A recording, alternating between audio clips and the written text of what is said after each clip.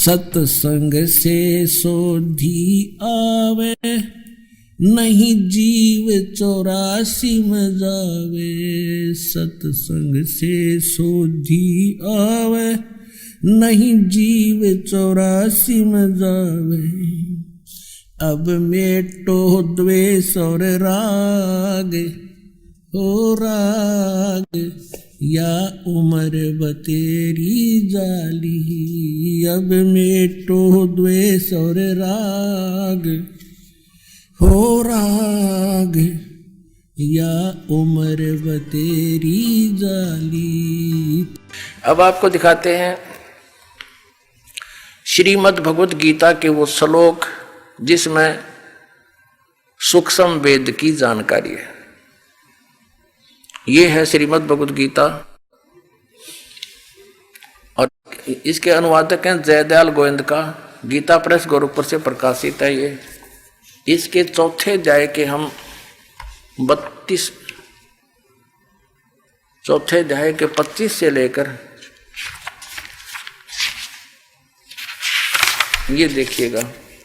अब ये है श्रीमद् भगवत गीता अध्याय नंबर 4 का और श्लोक नंबर 25 से लेकर 34 तक आपको निर्णय करके देंगे कि वो सूक्ष्म वेद यानी 5वां वेद क्या है।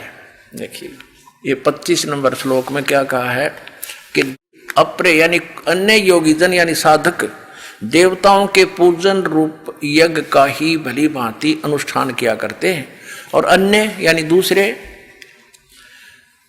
ब्रह्म अग्नौ पर ब्रह्म नहीं, ब्रह्म यानी ब्रह्म तक की ही साधना करते। इसका अर्थ ये है। और कुछ आत्म रूप यज्ञ का हवन करते हैं, को अपनी आत्मा को देखने में ही अपनी आत्मा देखो इतना ही जानते हैं। 26 में कहा कि दूसरे नाक कान आदि को बंद करके यानी अन्य योगीजन श्रोत्र आदि समस्त इंद्रियों को संयम रूप अग्नि में हवन किया करते हैं। दूसरे और कुछ शब्द आदि यानी शब्द स्पर्श समस्त विषयों को इंद्रिय रूप अग्नि में हवन किया करते हैं। 27 में कहा है कि दूसरे योगीजन यानी साधक इंद्रियों की संपूर्ण क्रियाओं को और प्राणों की समस्त क्रियाओं को, प्राण माने सांसों का, आते जातों को देखते रहते हैं। ज्ञान से प्रकाशित आत्म संयम योग रूप अग्नि में हवन किया करते हैं। 28 में कहा है कई पुरुष यानी दूसरे द्रव्य संबंधी यज्ञ करने वाले होते हैं, जैसे कहीं भंडारा करवा दिया, कहीं पर धर्मशाला बनवा दी। जो धन से होने वाली जो धार्मिक क्रियाएं हैं वो करते हैं, कंबल बांट दिए, ये देखो। तो अपने कई पुरुष द्रव्य संबंधी यानी धन से होने वाली यज्ञ धार्मिक क्रियाओं को करते हैं। कुछ कितने ही तपस्या रूप यज्ञ को करने वाले हैं, कुछ तप करते हैं। तो दूसरे कितने ही योग रूप यज्ञ करने वाले हैं और वे कितने ही कुछ योग करते रहे, योगासन। और कितने ही अहिंसावादी तीक्ष्ण व्रतों से युक्त यानी जैसे मुंह पर पट्टी बांध कर नंगे पैरों घूमते हैं। और कुछ एक चलो जैसे जैनी प्रयत्नशील पुरुष स्वाध्याय रूप ज्ञान ये करने वाले, कुछ स्वाध्याय करते हैं, जैसे गीता जी का पाठ कर लिया है, या कोई और किसी ग्रंथ की वाणी को या किसी वेद के एक श्लोक को, जैसे जिन्होंने गायत्री मंत्र के उसकी रिपीट करते रहे। कहते ये सब अपनी अपनी क्रिया। देखो आगे 29 और 30 में क्या कहा है, चौथे अध्याय का हम पढ़ रहे हैं। 29-30 में आगे दूसरे कितने योगीजन अपान वायु में प्राण वायु को हवन करते हैं, यानी अपने अंदर के जो क्रियाएं हैं योगी क्रियाओं को करते हैं। अन्य योगीजन प्राण वायु को अपान वायु में हवन करते हैं। और कितने ही नियमित आहार अल्पाहारी करने वाले हैं। कुछ प्राणायाम प्रयाण पुरुष हैं, प्राणायाम आदि करके ही अपने शरीर को सूक्ष्म बनाने की चेष्टा करते हैं पुरुष। और प्राण और अपान की गति को रोककर प्राणों में ही हवन किया करते हैं। ये सभी साधक यज्ञों द्वारा पाप नाश कर देने वाली यज्ञों के जानने वाले हैं नहीं। इसका अर्थ यह है कि सभी अपने अपने जो साधक अपनी क्रियाएं करते हैं उनको पाप नाशक जानते हैं।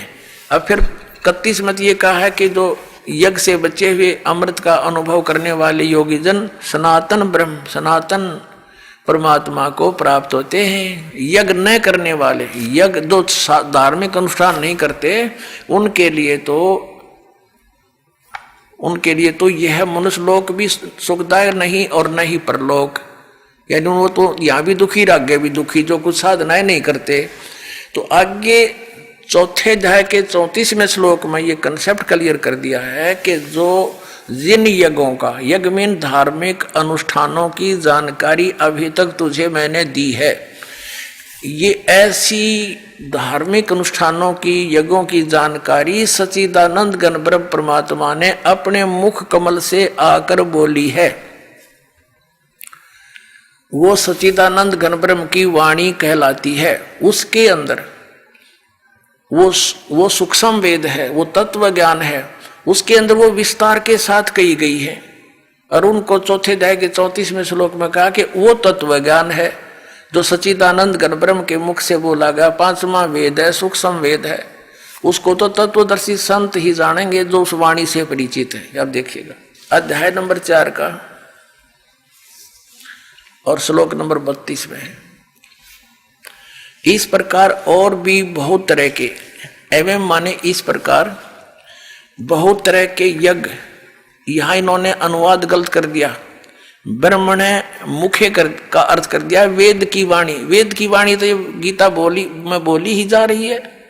ये लिखना था ब्रह्मण माने सच्चिदानंद घन ब्रह्म की वाणी में विस्तार के साथ कहे गए हैं।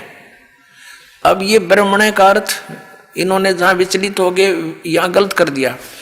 17वें अध्याय के 23वें श्लोक में आपको दिखाते अनुवाद करता हूं कि कर कमलों से क्या लिखा है। अध्याय नंबर 17 श्रीमद् भगवद गीता श्लोक नंबर 23। ओम तत्सत इति निर्देश ब्रह्मण तिर्विध समर्थ ब्राह्मणा तेन वेदा च यगा च विहिता पुरा। अब इसमें क्या कहा कि ओम तत्सत, ऐसे यह 3 प्रकार का ब्रह्मण माने सच्चिदानंद घन ब्रह्म का नाम कहा है। ब्रह्मण माने सच्चिदानंद घन ब्रह्म। हमने यो सच्चिदानंद घन ब्रह्मण का अर्थ ये देखना था, इसको हम यहां लिख लेंगे। अब हम फिर आगे चौथे अध्याय के 32वें श्लोक पर, ये 32वां श्लोक है, इसमें ये ब्रह्मण मुखे शब्द है, ब्रह्मण मुखे। यहां लिखा है कि और भी बहुत प्रकार के यज्ञ, धार्मिक अनुष्ठान, ब्रह्मण का अर्थ लिख दे या सच्चिदानंद घन ब्रह्म की मुखे माने मुख कमल से उच्चरित वाणी में, खुद बोली हुई वाणी में, जो 5वां वेद है सूक्ष्म वेद में विस्तार से कहे गए हैं, उन सब को तू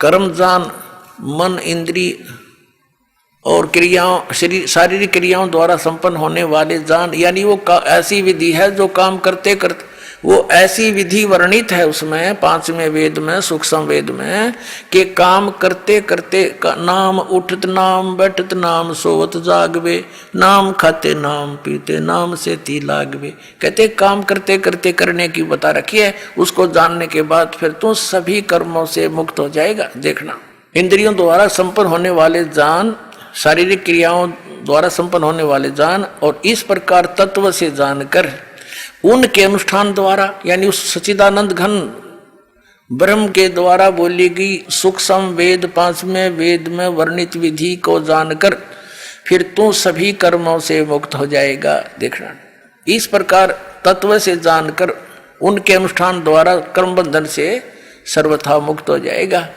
अब 33 में क्या बताया है, चौथे अध्याय का 33वां, इसमें यह कहा कि हे परंतम अर्जुन, द्रव्यमय यज्ञ की अपेक्षा ज्ञान यज्ञ अत्यंत श्रेष्ठ है। अब द्रव्यमय यज्ञ का अर्थ है, कहते हैं जैसे द्रव्यमय यज्ञ की अपेक्षा ज्ञान यज्ञ श्रेष्ठ है, जैसे बगैर ज्ञान के, तत्व ज्ञान हुए बिना अपनी मनमाने आचरण के आधार से कोई तो भंडारे कर देता है और कोई कहीं धर्मशाला बनवा देता है, कोई मंदिर बनवा देता है, कहीं कोई कंबल बांट रहा है। कहते हैं ये द्रव्यमय यज्ञ से की अपेक्षा, यानी आंख मीच के अंधाधुंध की ये दान करने की अपेक्षा आप पहले तत्व ज्ञान को समझ और तत्व ज्ञान को समझकर फिर उस सतगुरु संत के बताए अनुसार साधना कर उस तत्व ज्ञान में बताया जाता है कि गुरु बिन माला फेरते, गुरु बिन देते दान, गुरु बिन दोनों निष्फल हैं, चाहे पूछो वेद पुराण। तो तत्वदर्शी संत के बताए अनुसार फिर दान करते हैं, आपको लाभ होगा। द्रव्य में यज्ञ फेर कर, ऐसे करने से कोई यूज नहीं है जो तू आंख मीच कर कोई करने लग जाओ, इसका ये अर्थ बनता है। देखिएगा अब हम चौथे अध्याय का 33वां श्लोक पढ़ रहे हैं। हे परंतम अर्जुन, द्रव्य में यज्ञ की अपेक्षा ज्ञान यज्ञ अत्यंत श्रेष्ठ है और यावन मात्र संपूर्ण कर्म ज्ञान में समाप्त हो जाते हैं। ये जिस तरह के तू मनमाना आचरण कर रहा है, ये डले ढो रहा है, ये सब कर्म तेरे बंद हो जाएंगे, खत्म हो जाएंगे और फिर शास्त्र अनुकूल साधना तेरी प्रारंभ हो जाएगी। वो तत्व ज्ञान को समझ, यानी वो ज्ञान यज्ञ श्रेष्ठ है। अब चौथे अध्याय के 34वें श्लोक में कहा है कि वो तत्व ज्ञान जो सुख संवेद 5वां है, उस तत्व ज्ञान को, उस 5वें वेद को जो सच्चिदानंद घन ब्रह्म ने स्वयं आकर के बोला है अपने मुख कमल से, वो सच्चिदानंद घन ब्रह्म की वाणी 5वां वेद सुख संवेद है और उसमें बड़े विस्तार के साथ धार्मिक अनुष्ठानों की जानकारी दी है।